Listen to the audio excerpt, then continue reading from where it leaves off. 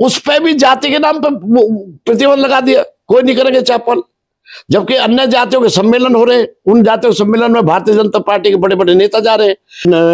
गंगों से जो कीरत सिंह जी है, इनको कैबिनेट मंत्री बना सकते थे, हमारे यहाँ तेजपाल नागर थे, दादरी से बनाने को तो किसी को बना सकते थे, लेकिन बनाए ना मन हो तो। केवल 2 एमएलए जीते हैं, एक नाहिद हसन और एक ये अतुल प्रधान जी। और राजकुमार भाटी बहुत विद्वान है, अच्छे बहुत बड़े चर्चित, आज की डेट में पूरे देश में बहुत चर्चित प्रवक्ता हैं। लेकिन उनको चिढ़ इस बात से कि गुजरों के नाम पर चौपाल क्या होने लगी। की जाति के मुख्यमंत्री की जाति के लोग उनको घोड़े पर सब घुड़चढ़ी नहीं होने देते। बहुत सारे लोगों को मर्डर हो चुका है। कोई ऐसा नेता नहीं है एक मात्र यूपी में अब जिसकी एक आवाज में हम इकट्ठे हो जाए। जय हिंद, मैं हूं परवेज परमार और आप देख रहे हैं एलकेबी हिंदुस्तान। पश्चिम उत्तर प्रदेश की राजनीति में 2027 को लेकर तरह तरह की चर्चाएं हैं। चर्चाएं इस प्रकार हैं कि भारतीय जनता पार्टी से नाराज गुर्जर समाज समाजवादी पार्टी का रुख कर सकता है। क्या 2027 के विधानसभा चुनाव में गुर्जर समाज समाजवादी पार्टी के साथ जाएगा, या भारतीय जनता पार्टी को जिस तरह से गुर्जर समाज लामबंद होकर वोट करता रहा वही प्रदर्शन एक बार फिर दोहराएगा।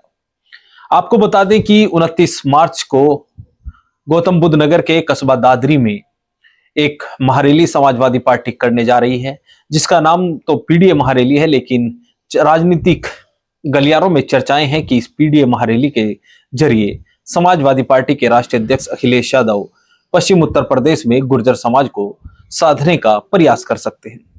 तो इस पर चर्चा के लिए हमारे साथ मौजूद हैं नेपाल सिंह कसाना जी, जो काफी सक्रिय गुर्जर राजनीति के साथ साथ गुर्जर समाज की से जुड़ी तमाम गतिविधियों में इनकी भूमिका अहम रही है। सबसे पहले तो कसाना जी आपका स्वागत है। धन्यवाद।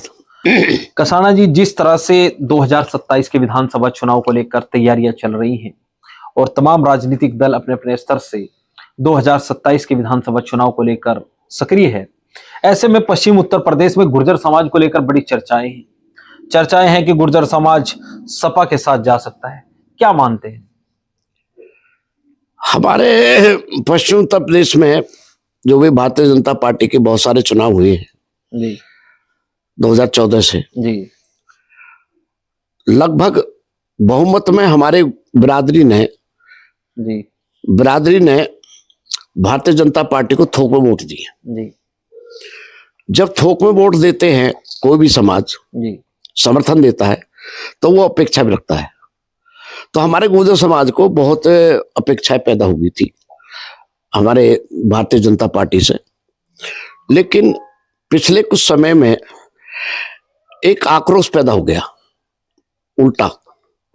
और आक्रोश का एक आधार है, जब माननीय मुख्यमंत्री योगी जी पहले मुख्यमंत्री बने थे पहली बार जी, तो उन्होंने 2.5 साल तक तो किसी मंत्री को गुर्जर बनाया नहीं, गुर्जर समाज के किसी विधायक को 2.5 साल तक मंत्रिमंडल में शामिल नहीं किया।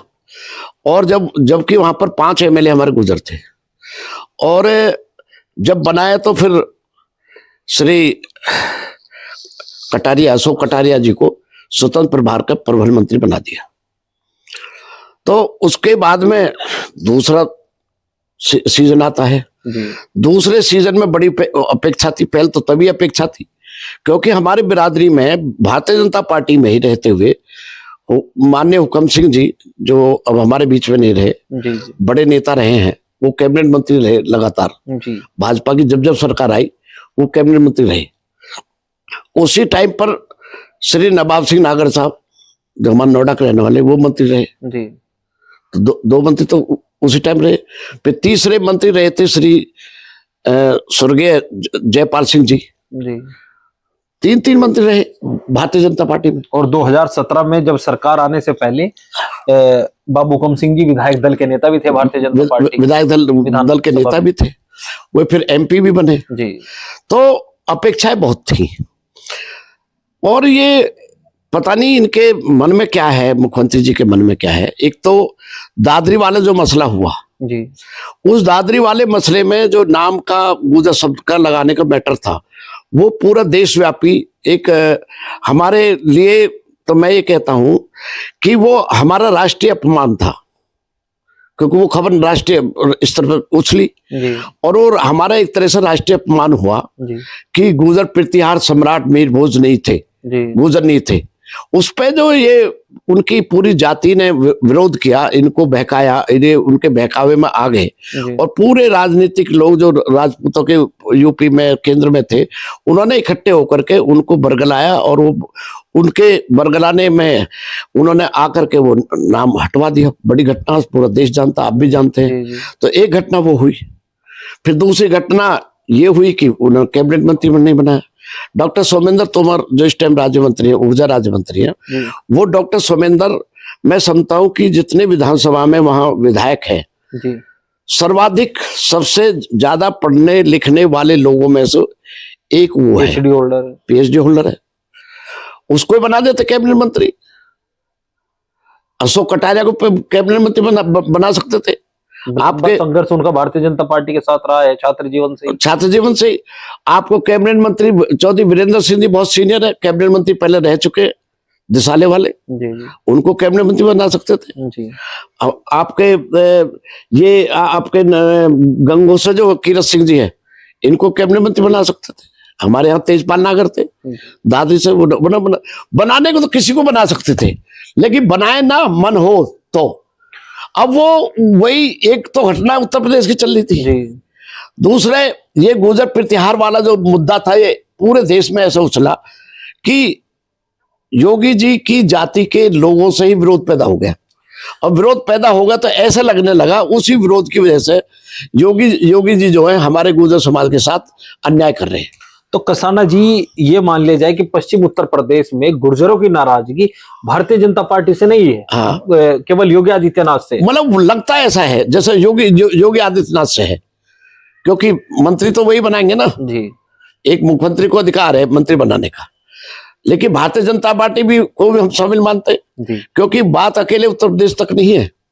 राजस्थान में आप देखेंगे कि राजस्थान में हमारी बहुत बड़ी आबादी है जी। 3 कैबिनेट मंत्री, 4 कैबिनेट मंत्री, राज्य मंत्री रहे वहां पर। सचिन हाँ, और सचिन पायलट उप मुख्यमंत्री रहे हैं जी।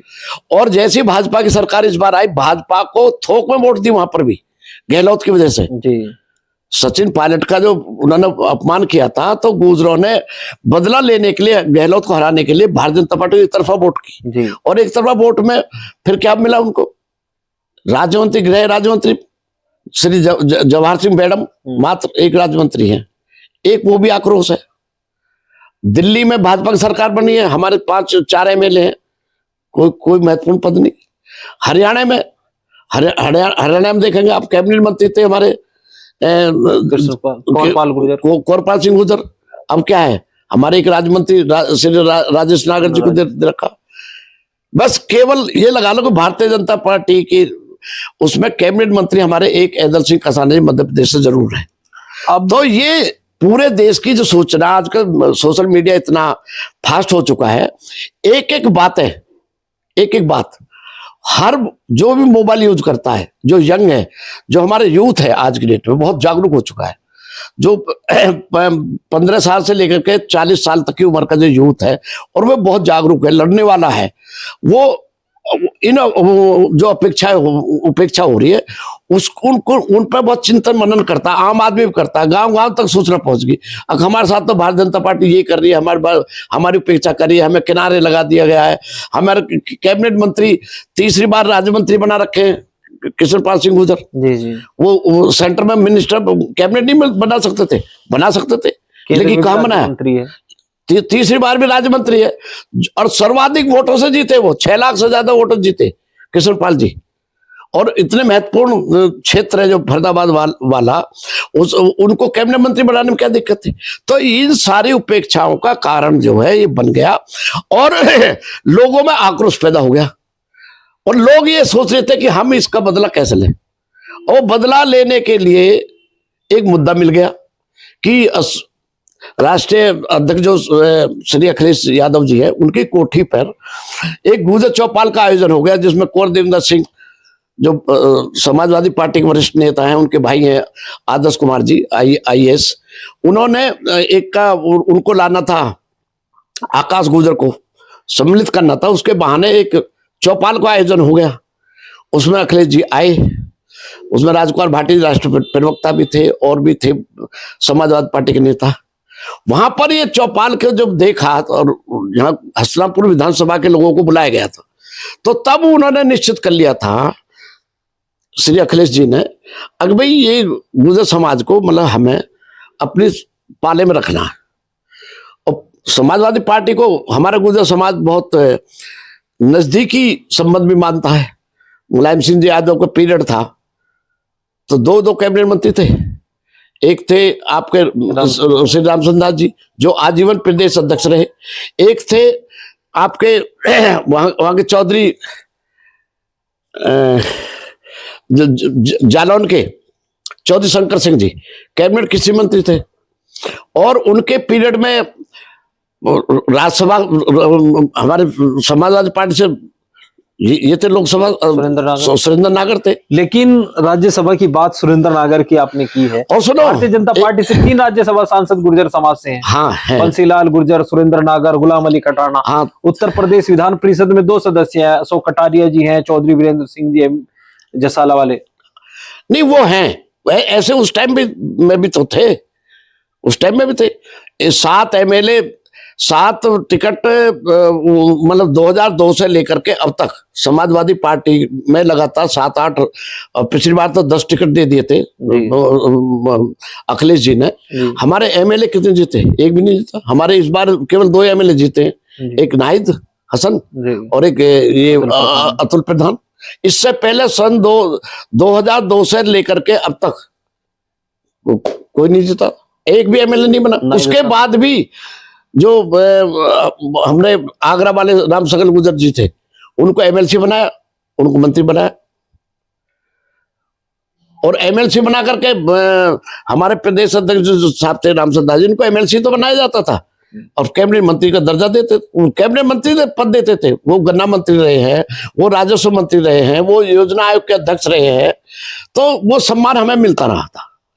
और तो इसलिए फिर ये जब बातें आई तो आक्रोश जो लोगों में पनपा, उसको पनपने के लिए मेरे पास भी बहुत सारे लोगों के फोन आए जिनमें भारतीय जनता पार्टी के बड़े बड़े नेता थे। उन्होंने कहा किसान जी आवाज उठाओ, सामाजिक स्तर पर आप एक बहुत बड़ा गुर्जर महापंचायत करो। मेरे मन में भी करनी चाहिए और हम चर्चा कर ही रहे थे बहुत लोगों से। इसी बीच में ये डिक्लेयर हो गया कि गुर्जर पंचायत चौपाल की जाएंगी और वो राजकुमार भाटी जी को उसका बागडोर सौंप दी।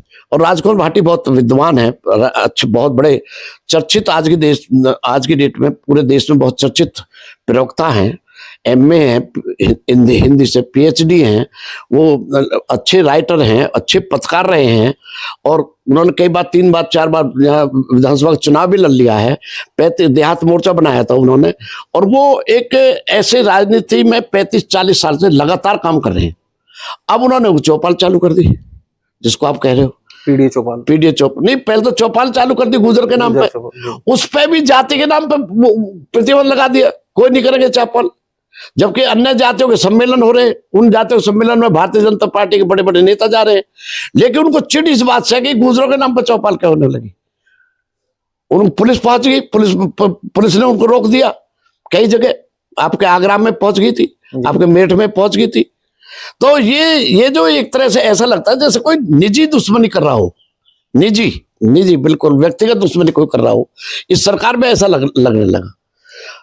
अब कसाना जी एक बात है, आपने कहा कि समाजवादी पार्टी ने सम्मान दिया है, लेकिन सम्मान बहुजन समाज पार्टी ने भी दिया है गुर्जरों को। तो अगर भारतीय जनता पार्टी के विकल्प के तौर पर आप समाजवादी पार्टी को ही क्यों देख रहे हैं, बहुजन समाज पार्टी क्यों नहीं? देखो आपको पता है, मुझे पता है, सबे पता है, बहुजन समाज पार्टी बिल्कुल शून्यता की स्थिति में पहुंच गई है। आज उनका ना तो एक भी एमएलए, एक एमएलए है मात्र उत्तर प्रदेश विधानसभा में एक है ना, वो भी अपने बलबूते पे है जी। ठीक है, अभी एक राज्यसभा का एमपी था, वो उसका टाइम पूरा हो गया जी। ना कोई उनका विधान परिषद है, मेंबर है। लोग क्या चर्चा है, मैं भी नबाटाइज में कभी 82 में पत्रकार रहा हूं, मैं भी इन चीजों को जानता हूं कि ये पूरी चर्चा है कि कोई ऐसा घोटाला जो मायावती जी ने अपने कार्यकाल में किया, वो भारतीय जनता पार्टी के पास उसकी फाइल है, वो फाइल के बल पर उसको अपने उंगली पर नचा रहे हैं अपने, मतलब ये सब जो वो इसमें दो राय नहीं। बहुजन समाज यानी जो अनुसूचित जाति के लोग हैं, विशेषकर जाटो समाज के जो लोग हैं, उनकी वो बड़ी नेता है पूरे देश में जी। उनके समर्थक हैं, उन्होंने बहुत काम किए हैं, 4 बार मुख्यमंत्री रह चुकी है जी। तो उनके समर्थक जो थे, पिछली बार जब ये चुनाव हुआ लोकसभा का, जिसमें 37 सीटें सपा की आई, 6 सीटें आपके कांग्रेस की आई और 33 सीट रहेगी केवल भारतीय जनता पार्टी की। तो वो जो रिजल्ट आया उसमें, उस रिजल्ट में जो अनुसूचित जाति के लोग हैं, विशेषकर जो जाटो समाज की बड़ी आबादी हमारे 10-12% है उत्तर प्रदेश में, उनकी बहुत सारी वोटें उनको मिली। ठीक, अब उस पार्टी में कुछ है ही नहीं, तो गुजर कहां जाए। यानी जो समाजवादी पार्टी का पीडीए है, हाँ। वो 2024 में दलित वोटरों को भी सपा के पक्ष में लाने में कामयाब रहा, काफी अच्छी संख्या में। तो आपका लब्बो लवाब यही है कि 2027 का जब चुनावी मुकाबला होगा, हाँ। तो भारतीय जनता पार्टी और समाजवादी पार्टी के बीच होगा, हाँ। आपका मानना है? बिल्कुल। उसकी वजह यह भी है कि इस सरकार में आप देखोगे अनुसूचित जाति के ऊपर बहुत सारे, कहीं घोड़े पे वो उनकी शादी हो रही है, तो उनकी जाति के, मुख्यमंत्री की जाति के लोग उनको घोड़े पे सब घुड़ चढ़ी नहीं होने देते। बहुत सारे लोगों को मर्डर हो चुका है। आप हाथरस में देखिए दलित लड़की के साथ क्या हुआ, अभी दलित लड़की के साथ दूसरी घटना हो गई, मेरठ में हो गई। तो ऐसी बहुत सारे दलितों के खिलाफ, विशेषकर जो आरक्षित वर्ग के हम लोग हैं, दलित, पिछड़े और अनुसूचित जनजाति के लोग, इस सरकार से हम ये उम्मीद नहीं करते कि ये सरकार हमारी हितैषी है। ये समझने में गुर्जर समाज को इतना समय लगा? नहीं, समय तो क्योंकि हमारा बहुत बड़ा कोई ऐसा नेता नहीं है, एक मात्र यूपी में, अब जिसकी एक आवाज में हम इकट्ठे हो जाए, ये हमारा दुर्भाग्य है। और हमें होना चाहिए, हमारे एक नेता होना चाहिए जिसकी बात को सुने, जिसकी बात माने। हमारी खाप पंचायत जो थी, जो जाट समाज तरह खाप पंचायत होती है, वो हमारी कमजोर होगी, ये हमारे अंदर एक कमी आई है। आपने कहा कि कोई नेता नहीं है, हाँ। तो क्या राजकुमार भाटी गुर्जर समाज की राजनीतिक दिशा तय करेंगे? क्या वो उनको गुर्जर समाज अपना नेता मानने जा रहा है? जिस तरह राजकुमार भाटी जी कार्य कर रहे हैं समाजवादी पार्टी के बैनर तले, 134 विधानसभा में उनके द्वारा आकलन किया गया, गुर्जर समाज की वोट है, वो जगह जगह जा रहे हैं, तो नेता ऐसे तो बनते हैं। जो आदमी लोगों के बीच में जाएगा, चौपाल पे जाएगा, उनसे बात करेगा, उनके हित की बात करेगा, उन्हें जागरूक करेगा, उन्हें राजनीतिक ज्ञान देगा, सामाजिक मुद्दों पे बात करेगा, तो उसी से नेता बन जाते हैं। हम मानते हैं वो नेता तो हैं, इतने बड़े नहीं है जितने बड़े होने चाहिए, मान लेते हैं। चलो, जो लोग कहते हैं, बहुत सारे लोग मुझसे कहते हैं, तो बनने में क्या देर लगती है।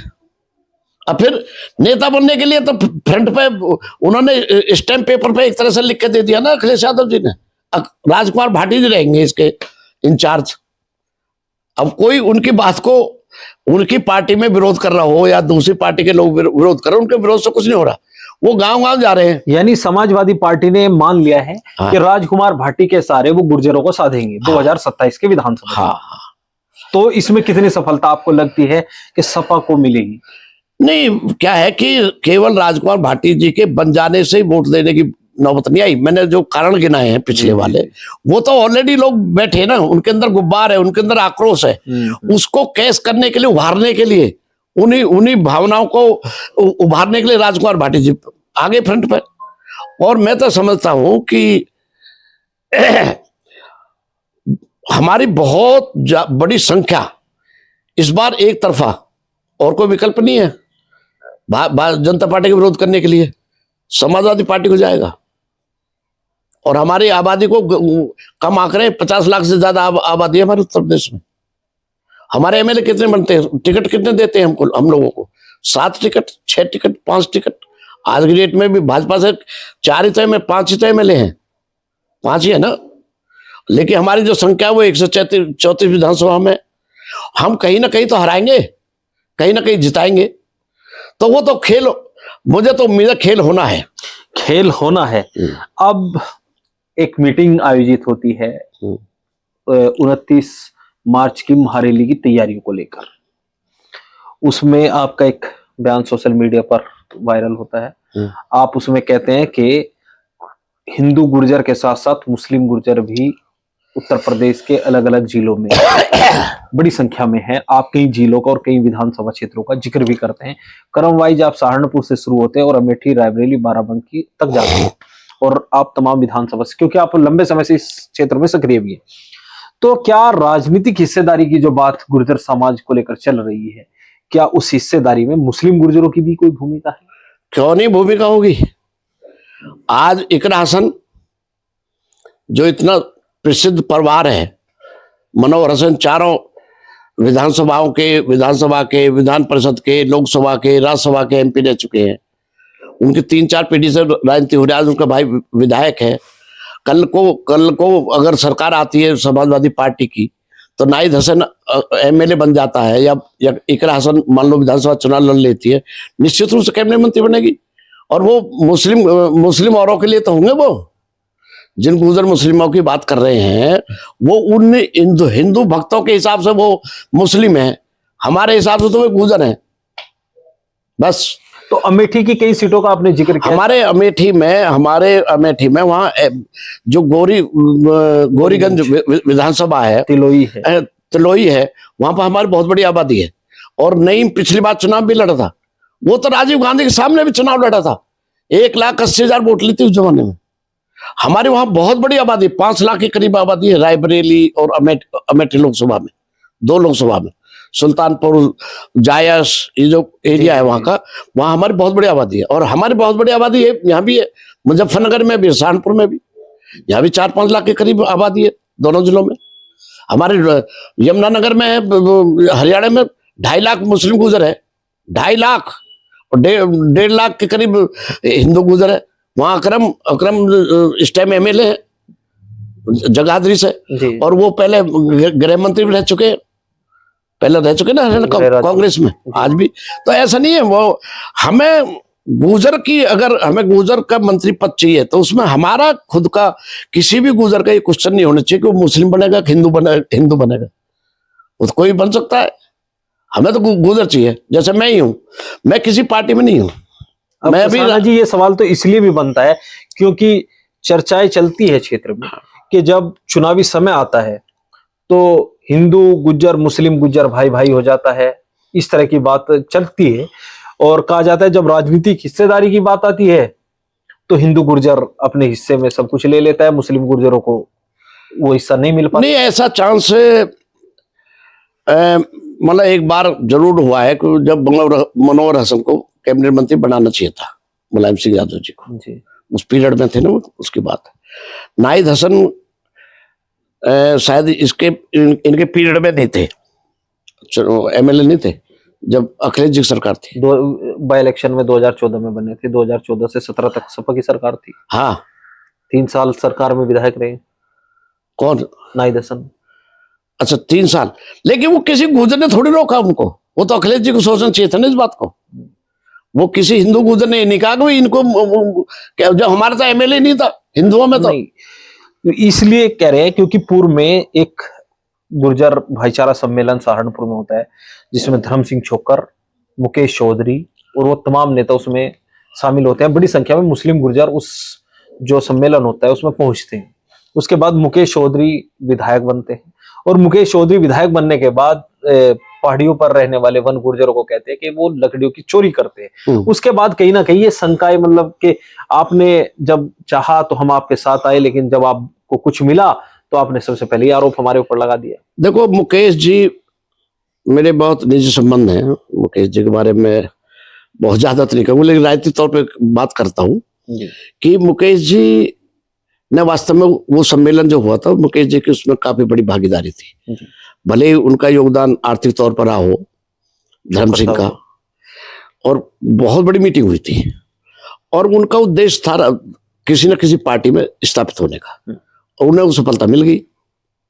लेकिन अब जिस प्लेटफॉर्म पे हैं वो, वो इसलिए विरोध नहीं कर रहे कि वो मतलब गुजर है तो मैं इसलिए गुजर का मैं गुजर विरोध कर रहा हूं। ना ना ना, वो विरोध ये दिखाना चाह रहे हैं कि मैं मुस्लिम गुजर अपना होते हुए भी मैं मुसलमानों का विरोध कर रहा हूं। तो उन्होंने तब उनको मुसलमान मान लिया जब तक वो एमएलए भाजपा से नहीं थे, जब तक उनके भाई थे वे। तो ये तो आजकल भी हो रहा है। सवाल कर रहा ये तो सवाल मैं भी कर रहा हूं तुमसे। वो ये जो इस तरह की बात करती है, मुकेश भाई को इस तरह का बयान नहीं देना चाहिए था। सामाजिक तौर पर हम राजनीतिक तौर पर किसी पार्टी में हो, लेकिन हमें आपस में नहीं बंटना चाहिए। हम सिख भी हैं, हम मुस्लिम गुजर भी हैं, हम हिंदू गुजर भी हैं, मैं तो कहता हूँ जैन भी हैं। बहुत सारे जैन बने गुजर। हजारों साल का हमारा समृद्ध इतिहास है, शौर्यपूर्ण इतिहास है। और हमारे जैसा इतिहास पूरे देश में बहुत लोगों का नहीं है। हमारे 3 सम्राट हुए हैं अलग अलग टाइम पर। 3 सम्राट, राजा महाराजा तो उनसे नीचे होते हैं, सम्राट से नीचे होते, महाराजा महाराजा से नीचे होते, राजा राजा से नीचे होते, जागीरदार जागीरदार से नीचे होते, जमींदार। कुषाण सम्राट हुए, सम्राट कनिष्क सन 75 से में उनका राज तिलक हुआ था। फिर हमारे मिहिर हुण हुए सम्राट, और फिर गुजर प्रताप सम्राट हुए। और 1857 की लड़ाई के अगवा हम ही तो है, सभी ने तो लड़ी मिलकर के सारे, जिनको फिर मुसलमान गुजर। जम्मू कश्मीर का इतना बड़ा राष्ट्रभक्त गुजर जो जम्मू कश्मीर में, जिसकी आबादी 20% है, हमेशा से देश की राष्ट्रभक्ति के एक नहीं बहुत सारे सबूत दिए। एक मोहम्मद गुजर को तो पद्मश्री मिला इस बात के लिए, सेना को सूचना दी थी आतंकवादियों की।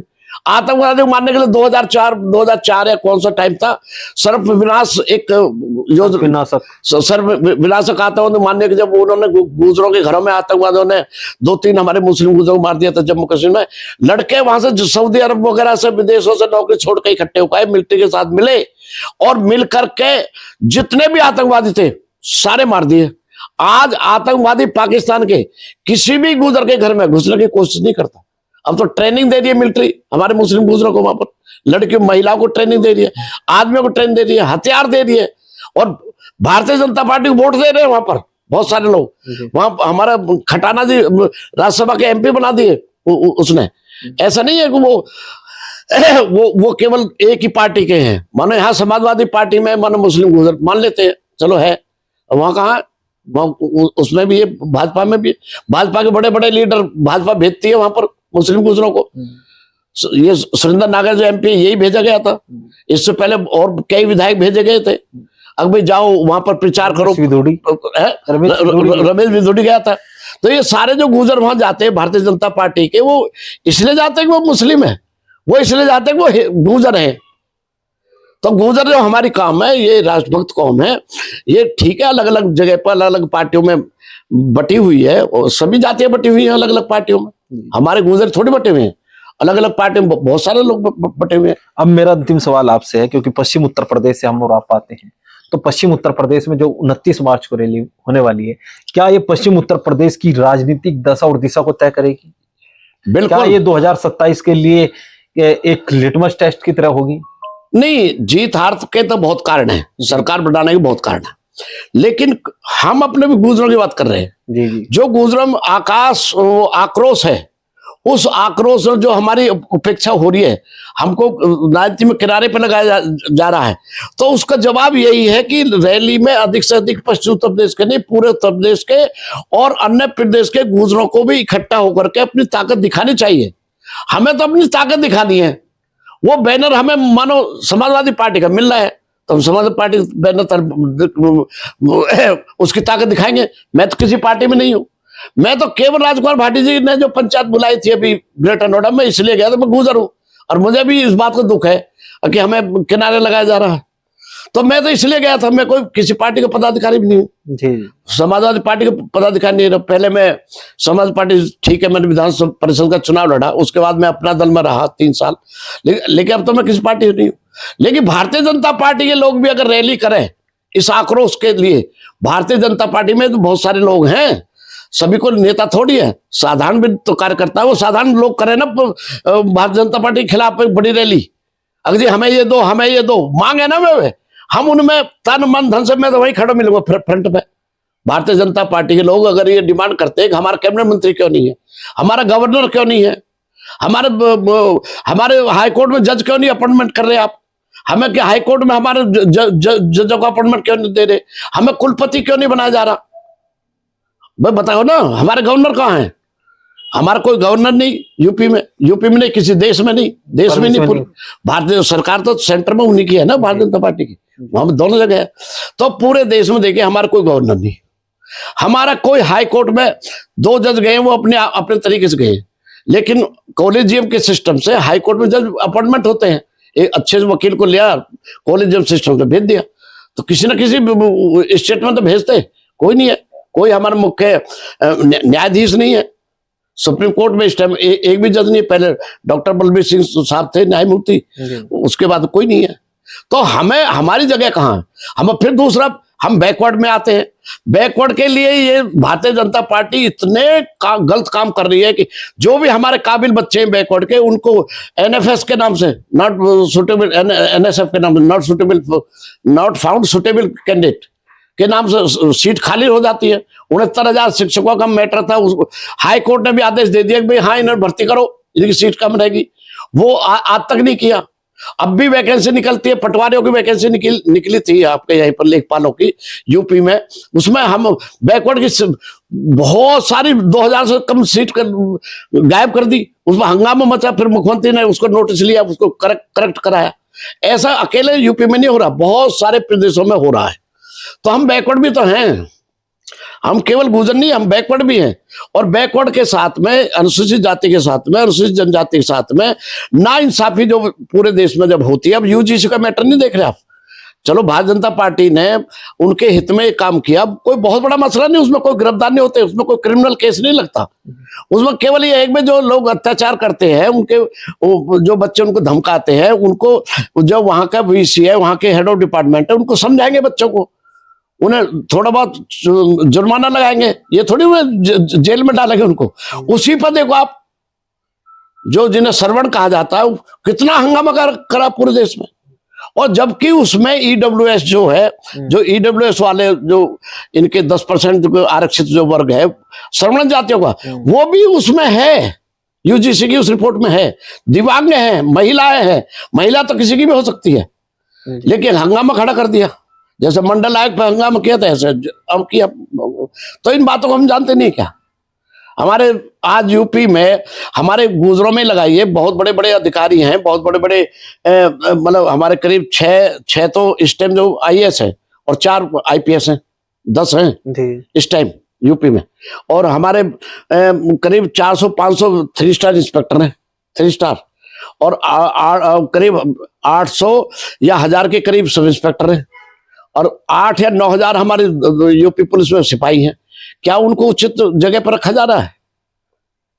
कहीं और भी तो बहुत पीसीएस अधिकारी भी हैं, हमारे इंजीनियर्स भी हैं, पीडब्ल्यूडी में भी है, सिंचाई विभाग में भी है, और बहुत सारे विभागों में भी है। क्या उनको उचित जगह पर रखा जा रहा है? नहीं, उनकी शिकायत हम डेली सुनते रहते हैं कि मुझे पोस्टिंग वहां नहीं मिली, वहां नहीं मिली, वहां नहीं मिली, वहां नहीं मिली, हमें इतनी दूर फेंक दिया गया।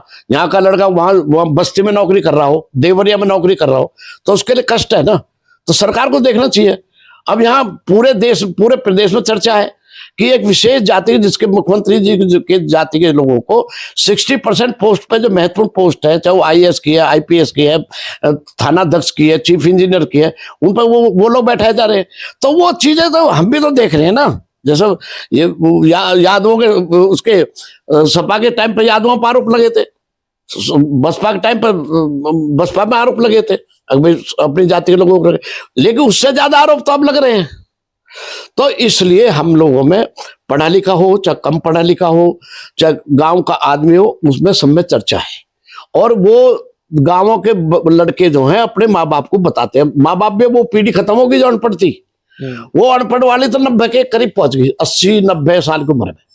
लेकिन जो 80 से नीचे हैं वो सब पढ़े लिखे, चाहे 10वीं पास है, 12वीं पास है, 8वीं पास है, पढ़े लिखे, सब अखबार पढ़ते हैं। तो ये जो पीडी, इसके बहाने अब तो गुजर चौपाल का नाम भी पीडीएम बदल दिया। अब ये राजकुमार भाटी की जो प्रयास है, ये मैं समझता हूँ सफल रहेगा। सफल रहना भी चाहिए। राजकुमार भाटी अपने परिवार के लिए कोई बात नहीं कर रहा, वो तो एमएलसी या एमपी अगर कोई आरोप लगाता है वो तो वैसे ही बन जाएगा। इतने दिन से काम कर रहा है, इतना बड़ा राष्ट्रीय प्रवक्ता है, जिसके बारे में माननीय राष्ट्रीय अध्यक्ष जो अखिलेश जी उन्होंने खुद ने कहा। अगर वो अरबों रुपए खर्च करते हैं और एक हमारा राजकुमार भाटी जो है मतलब अरबों रुपए वाले के सामने उसको धराशायी कर देते हैं, तो कोई ना कोई तो उसकी व्यक्ति की काबिलियत है ना। अब उसको जिम्मेदारी सौंपी है, तो कुछ लोग आरोप लगा रहे हैं कि विधान परिषद के लिए, एमपी के लिए हम के अगर राजकुमार विधान परिषद में भी चला जाए एमपी, हमारा नुकसान क्या है? फायदा ही है, हमें जगह भी दे, रैली भी कर दे, और उसकी सरकार आए तो वो, या सरकार के बिना सरकार आए भी विधान परिषद भेज सकते हैं वो 111 MLA राज्यसभा में, एमपी में अगर किसी को बना दें तो क्या बुराई है? क्यों? मेरा कहना तो यह है, समाजवादी पार्टी के जितने नेता हैं सबको संगठित होकर के राजकुमार भाटी की सपोर्ट करें। आम आदमी जो और अन्य पार्टियों में भी जो जिन्हें कोई बहुत बड़ा पद नहीं मिला, लेकिन यहाँ तो फेसबुक पे ऐसे ऐसे बड़े बड़े कलाकार बैठे जिन्हें कोई मोहल्ले में भी नहीं जानता, और वो राजकुमार भाटी का हमारी बिरादरी के लोग विरोध कर रहे हैं। अरे कोई भारतीय जनता पार्टी दूसरी बिरादरी का को वो विरोध करे तो अच्छा लगेगा, तो उनको विरोध नहीं करना चाहिए, सपोर्ट करना चाहिए। तो 29 मार्च की महारैली को लेकर किस तरह की गुर्जर समाज में संदेश है, उसको लेकर हमने चर्चा की। नेपाल सिंह कसाना जी हैं, वरिष्ठ समाज सेवी, इनसे चर्चा की। इस वीडियो में बस इतना ही। आगे के अपडेट के लिए बने रहिए एलकेबी हिंदुस्तान के साथ। जय हिंद।